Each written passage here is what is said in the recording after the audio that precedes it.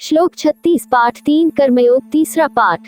काम के निरोध का विषय। अर्जुन उवाच हत्केन प्रयुक्तो पापं चरति पुरुषः अनिच्छन्नपि वार्षण्य बलादेव नियोजितः। अर्जुन बोले, हे कृष्ण, तो फिर यह मनुष्य स्वयं न चाहता हुआ भी बलात् लगाए हुए की भांति किससे प्रेरित होकर पाप का आचरण करता है। 36 व्याख्या।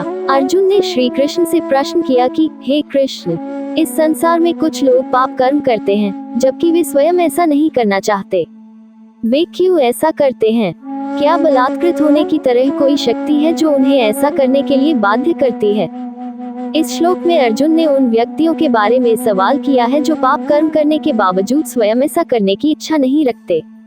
अर्जुन ये जानना चाहते हैं कि क्या कोई बाहरी शक्ति या बल है जो उन्हें पाप करने के लिए विवश करती है। इस प्रश्न में अर्जुन के मन में ये संदेह है कि पाप करने के लिए कोई शक्ति या बल व्यक्ति को मजबूर कर देती है। ये सवाल इस बात को सामने लाता है कि कर्म और इच्छाओं के बीच का संबंध क्या है, और यह स्पष्ट करने के लिए भगवान कृष्ण को इसका उत्तर देना होगा। श्लोक 37 पाठ 3 कर्मयोग तीसरा पाठ। श्री भगवान उवाच कामश क्रोधश रजोगुण समुद्भवः महाशनो महापापमा विद्धयेन हि वैरिणम्। श्री भगवान बोले, रजोगुण से उत्पन्न हुआ ये काम ही क्रोध है। ये बहुत खाने वाला अर्थात भोगों से कभी न घाने वाला और बड़ा पापी है। इसको ही तू इस विषय में वैरी जान। 37 व्याख्या। भगवान श्री कृष्ण इस श्लोक में बताते हैं कि काम, इच्छा और क्रोध, गुस्सा रजोगुण से उत्पन्न होते हैं। ये दोनों ही अव्यक्त स्वभाव के दोष हैं जो मनुष्य के जीवन में अराजकता और विकृति उत्पन्न करते हैं। काम, यह अनगिनत इच्छाओं की भावना है जो एक व्यक्ति के मन को हमेशा उत्तेजित करती रहती है।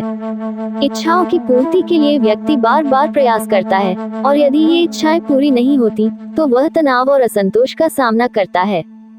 क्रोध, यह एक तीव्र और अव्यवस्थित भाव है जो व्यक्ति को अनुशासनहीन बना देता है। क्रोध में व्यक्ति अपने विवेक को खो बैठता है और अपने कृत्यों पर नियंत्रण नहीं रख पाता। भगवान श्री कृष्ण ने इन्हें महाशनो, बड़ी भूख वाले, और महापापमा, बड़े पापों के कारण के रूप में वर्णित किया है जो जीवन को कठिन और पापपूर्ण बनाते हैं। इन दोनों दोषों को वैरिणम्, दुश्मन के रूप में जानकर हमें इनसे दूर रहना चाहिए। इस प्रकार इस श्लोक का संदेश है कि इच्छाओं और क्रोध को नियंत्रित करना अत्यंत महत्वपूर्ण है, क्योंकि ये व्यक्ति को मानसिक और नैतिक रूप से कमजोर बना सकते हैं।